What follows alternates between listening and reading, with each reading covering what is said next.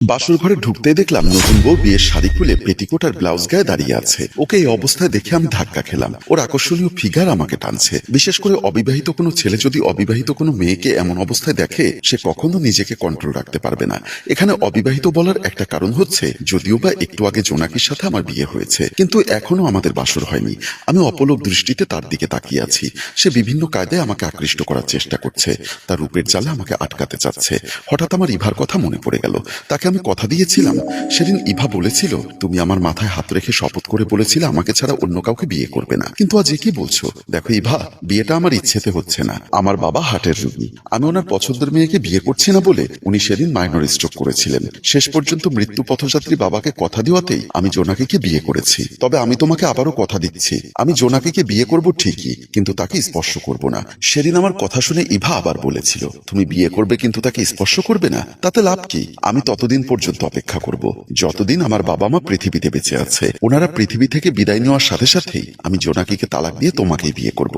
সত্যি তো? সত্যি। যদি 10 বছর 15 বছর যত বছর লাগে লাগুক, আমি মৃত্যুর একদিন আগে হলেও তোমাকে বিয়ে করতে চাই। তোমার আমার ভালোবাসার মর্যাদা রাখতে চাই। ইভাকে দেওয়া কথাটা মনে পড়তেই আমি জোনাকির দিক থেকে চোখটা ফিরিয়ে নিলাম। জোনাকি বিষয়টি বুঝতে পেরে আমার দিকে এগিয়ে আসলো। আমাকে পাশ কাটিয়ে নিজেই দরজার সিটকানি লাগিয়ে দিল। তারপর আমাকে জড়িয়ে ধরতে চাইলেই আমি সাথে সাথে তাকে ধাক্কা দিয়ে খাটের উপর ফেলে দিলাম আর বললাম, ফারদার আমাকে স্পর্শ করার চেষ্টা করবে না। তুমি কোন সাহসে আমাকে স্পর্শ করছো? সে খাট থেকে উঠে বসতে বসতে বলল, একজন স্বামীকে তার স্ত্রী স্পর্শ করবে, সেখানে সাহসের দরকার হবে কেন? আমি কিছুটা উত্তেজিত হয়ে বললাম, ইয়েস, তুমি আমার স্ত্রী, তবে সেটা কাজীর কাবিননামায়। হৃদয়ের কাবিননামা জুড়ে আছে ইভা। একটা কথা মন দিয়ে কান খুলে শুনে রাখো, আমি ইচ্ছা করে তোমাকে বিয়ে করিনি। শুধুমাত্র হসপিটালে বাবাকে বাঁচাতে বাবার হাতে হাত রেখে শপথ করে বলেছিলাম ওনার পছন্দের মেয়েকে বিয়ে করব।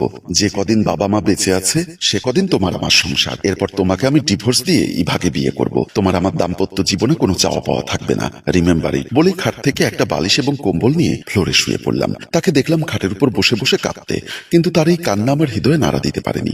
পরদিন সকালবেলা আমি ঘুম থেকে ওঠার আগেই জোনাকি গোসল সেরে রান্নাঘরে গিয়ে চুলা চালিয়ে দিল। এমন সময় সে খেয়াল করলো মা সেখানে আসছে। মা জোনাকির পাশে আসতেই বলল, বৌমা, তোমার হাতের মেহেদি মোছার আগে রান্নাঘরে ঢুকলে কেন? মা, আজ হোক আর কাল হোক আমাকেই তো রান্নাঘরে ঢুকতে হবে। তাছাড়া আমার বাবার সংসারেও আমরা 3 বোনের মধ্যে আমি বেশি রান্না করতাম। বাবা প্রায় সময় বলতেন, আমার মেজো মেয়ের রান্নায় জাদু আছে। তারপর আমার মাতার মুখের দিকে তাকিয়ে বলল, নিশ্চয়ই বাবু ইভা ইভা করে সারা রাত তোমাকে জ্বালিয়েছে, তাই না? আমার মায়ের মুখে এমন কথা শুনে জোনাকি চুপ হয়ে রইল। মা আবারও বলল, আমি নিজের হাতে তোমার জীবনটা নষ্ট করে দিয়েছি রে মা, বলে উনি কান্না করতে লাগলেন। জোনাকি মায়ের চোখের জল মুছে দিতে দিতে বললেন, আপনি কেন আমার জীবনটা নষ্ট করবেন? আল্লাহর উপর আমার বিশ্বাস এবং ভরসা দুটোই আছে। নিশ্চয়ই আল্লাহ উত্তম পরিকল্পনাকারী। তিনি আমার জীবন নিয়ে যেমন পরিকল্পনা করে রেখেছেন ঠিক তেমনি হবে। ওটা নিয়ে আপনাকে টেনশন করতে হবে না। চেষ্টা করে দেখো আমার ছেলেটাকে ওই ইভা নামক পোকাটার মোহমায়া থেকে ফেরাতে পারো কিনা। তারপর আমার স্ত্রী কিছুটা স্বাভাবিক হয়েই আমার মাকে জিজ্ঞাসা করলেন, আচ্ছা মা, একটা সত্যি কথা বলবেন? বলো, আপনার ছেলে যেহেতু ইভাকে এতই ভালোবাসে, তবে আপনারা ইভাকে কেন আপনার ছেলের জন্য বউ করে আনলেন না? প্রথম দিকে তোমার বাবা এবং আমি দুজনেই রাজি ছিলাম। ছেলের কথা মতো ওই মেয়ের বাড়িতে বিয়ের প্রস্তাবও নিয়ে যাই। মেয়ে দেখে মাশাআল্লাহ আমাদের পছন্দ হয়েছিল। যখনই আমি মেয়েকে আংটি পরাতে গেলাম তখনই মেয়ের বাবা আমাদের থামিয়ে দিয়ে বললেন, দাঁড়ান, মেয়েকে আংটি পরানোর আগে আমার কিছু শর্ত আছে। তোমার শ্বশুর বলল, কি শর্ত? মেয়েকে দেনমোহর দিতে হবে 30 লক্ষ টাকা। আমি বলেছিলাম, বেআই সাহেব, টাকার অঙ্কটা একটু বেশি হয়ে গেল না? ইভার বাবা বলল, দেখুন বেআইন সাহেব, আপনিও একজন মেয়ে, আর একজন মেয়ের বাবা হিসাবে আমার মেয়ের ভবিষ্যৎ নিরাপত্তা তো আমাকেই চিন্তা করতে হবে, তাই না? আমার পাশে বসা বাবু আমাকে কানে কানে বলল, কাবিন 30 লাখের জায়গায় 60 লাখ হলেও সমস্যা কি? আমি তোকে ডিভোর্স দেওয়ার জন্য বিয়ে করছি না, তোমরা রাজি হয়ে যাও। এরপর মেয়ের বাবা আবার বলল, মেয়েকে 20 ভরি গহনা দিতে হবে। ওটা শুনে বাবুর বাবা বলল, এটা একটু বাড়াবাড়ি হয়ে যাচ্ছে। বাড়াবাড়ির কিছুই নেই, আমার হীরার টুকরো মেয়ে, যে ঘরে যাবে সে ঘর আলোকিত করবে। মেয়ের বাবার কথা শেষ হতেই বাবুর বাবা বলল, আপনি এত কিছু চাচ্ছেন, কিন্তু আপনি আপনার মেয়ের জামাইকে কি দিবেন? সাথে সাথে মেয়ের বাবা বলল, আপনারা কি যৌতুক চাচ্ছেন? যৌতুক নয় বিআই সাহেব, আমার ছেলের প্রাপ্য অধিকার চাচ্ছি। মেয়েকে এতটুকু লেখাপড়া করিয়ে বড় করিয়েছি, সেটাই কি বেশি নয়? বাবু বলল, বাবা তোমরা বাড়াবাড়ি করছো কেন? ওনারা যেভাবে বলে সেভাবে রাজি হয়ে যাও। শেষ পর্যন্ত সেদিন বাবুর কারণে আমরা অনিচ্ছা সত্ত্বেও মেয়েকে আংটি পরিয়ে আসলাম। এর কয়েকদিন পর বাবুর বাবা ড্রয়িং রুমে বসে পেপার পড়ছিলেন আর চায়ে চুমুক দিচ্ছিলেন। আমি পাশে বসে আমার বোন নাদিয়ার সাথে কথা বলছিলাম। এমন সময় বাবুর বাবার মোবাইলে মেয়ের বাবা ফোন করেছে। বাবুর বাবা পেপারটা রেখে মোবাইলটা হাতে নিল। ততক্ষণে নাদিয়ার সাথে আমার কথা শেষ হয়েছে। আমি জিজ্ঞাসা করলাম, কে ফোন করেছে? মনে হচ্ছে তো ইভার বাবা, নিশ্চয়ই কোনো জরুরি কাজে ফোন করেছে, রিসিভ করে দেখো।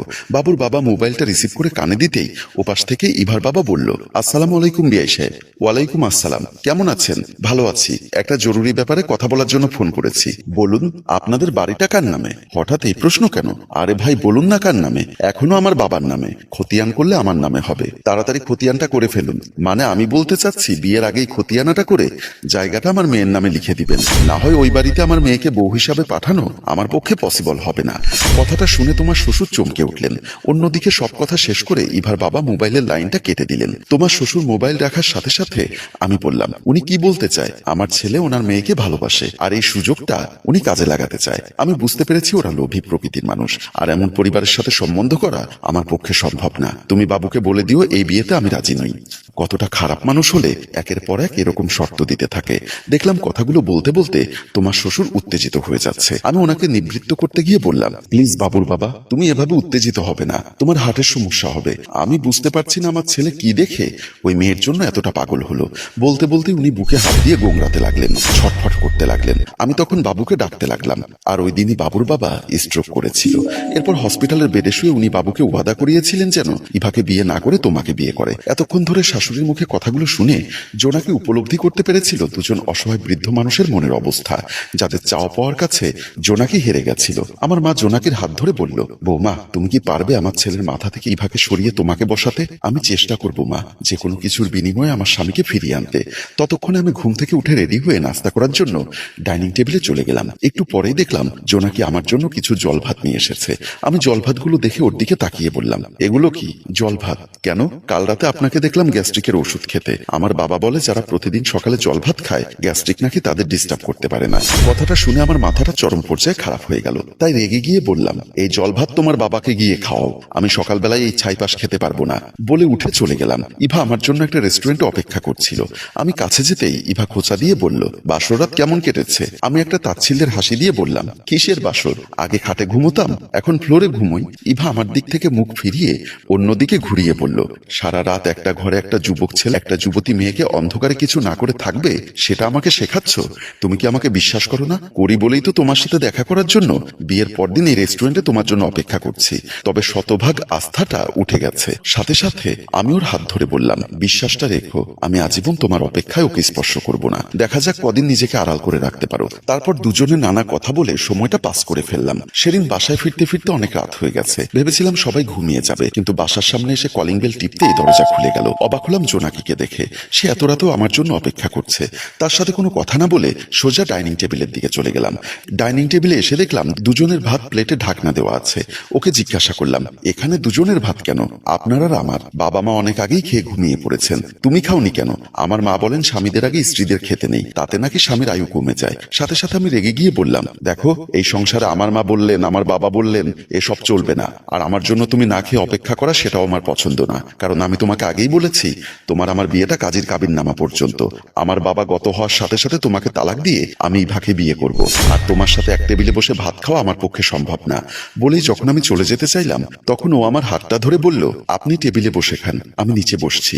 বলেই সে আমার সামনে থেকে ভাতের প্লেট আর তরকারি নিয়ে রান্নাঘরে গিয়ে বসে খেতে লাগলো।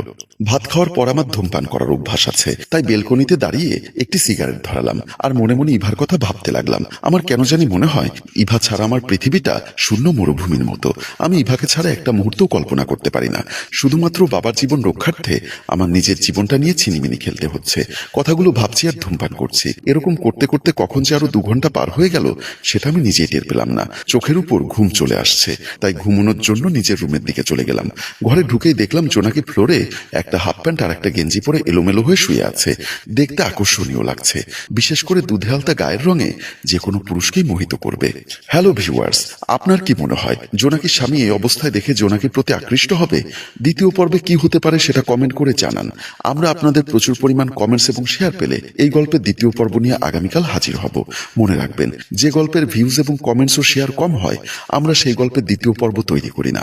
তাই দ্বিতীয় পর্ব দেখতে চাইলে গল্পটি এক্ষুনি শেয়ার করে আমাদের সাথেই থাকুন। ধন্যবাদ।